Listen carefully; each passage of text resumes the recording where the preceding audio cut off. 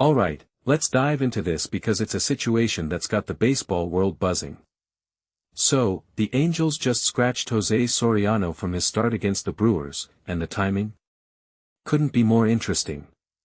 With the trade deadline looming on Monday, this move feels like more than just a strategic shuffle. Personally, I think this is a clear sign that the Angels are playing it safe, maybe even prepping Soriano for a potential trade. What makes this really interesting is the uncertainty around it all. John Mozeliak, their baseball operations consultant, basically said they're taking a prudent approach, which, let's be honest, is just corporate speak for, we're not sure what's going to happen next. Now, let's talk about Soriano for a second. This guy's had a roller coaster season. He started off like a rocket, posting a 0.84 ERA through his first 7 starts. I mean, that's Cy Young level stuff. But then, reality hit, and his ERA ballooned to 5.14 over the next 13 outings. Still, he finished the first half with a respectable 3.49 ERA in 20 starts. What many people don't realize is that Soriano's value isn't just in his numbers, it's in his potential. He's got some of the nastiest stuff in the league, a 96.5 miles per hour power sinker, a 92 miles per hour splitter, and an 85 miles per hour knuckle curveball. And lately, he's been dialing up his 98 miles per hour four-seamer, which has been a game changer for his strikeouts. Here's where it gets even more intriguing, Soriano's ground ball rate is through the roof.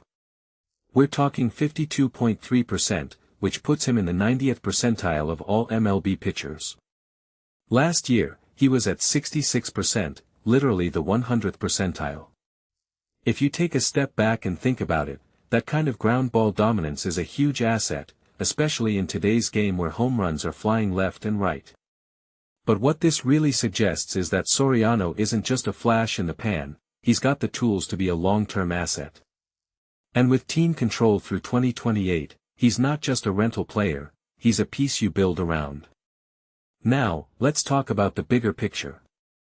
Soriano's journey hasn't been easy.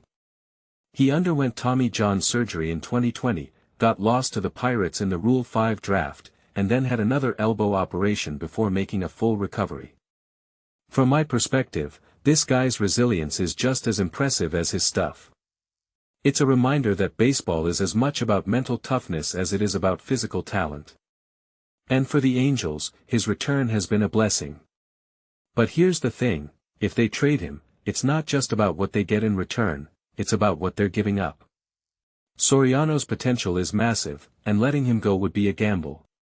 One thing that immediately stands out is how this move affects the Angels' strategy heading into the deadline. By scratching Soriano, they're essentially protecting their asset. If a trade falls through, they haven't risked him getting injured or fatigued in a meaningless start.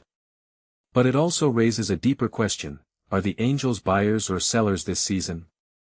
Personally, I think they're in a weird middle ground. They've got talent, but they're not quite contenders. Trading Soriano could be a way to reload their farm system, but it's a risky move given his upside. A detail I find fascinating is how Soriano's recent performance has been a return to form. Since the break, he's posted a 1.50 ERA over 12 innings, with 12 strikeouts and 4 walks.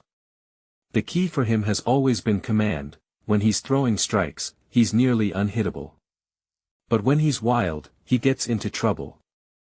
This recent stretch shows he's figuring it out, which only increases his trade value. If I'm a GM, I'm calling the Angels right now because Soriano could be the missing piece for a playoff run. So, where does this leave us?